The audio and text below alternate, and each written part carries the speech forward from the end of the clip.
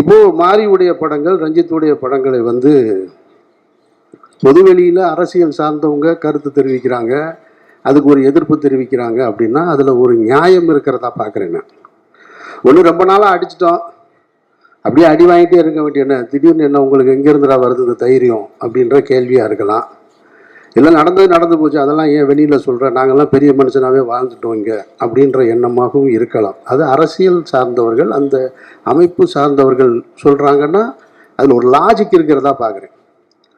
ஆனால் திரைத்துறையிலிருந்து வருகிற எதிர்ப்பு இருக்குது பார்த்தீங்களா, அதை நான் ரொம்ப அபத்தமாக பார்க்குறேன்.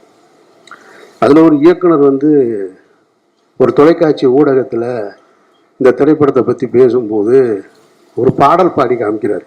நீங்கள்லாம் பார்த்துருப்பீங்க.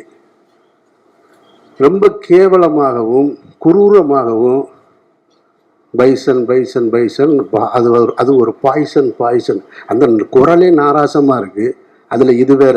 நான் கேட்குறேன், உங்ககிட்ட உண்மையிலே கருத்து இருந்ததுன்னா, அவர் ஒரு கருத்து வச்சுருக்காரு, அந்த மீடியாவை ஆர்ட்டாக அவர் எடுத்துகிட்டு வந்து அதன் மூலமாக ஒரு அரசியல் சொல்கிறார்.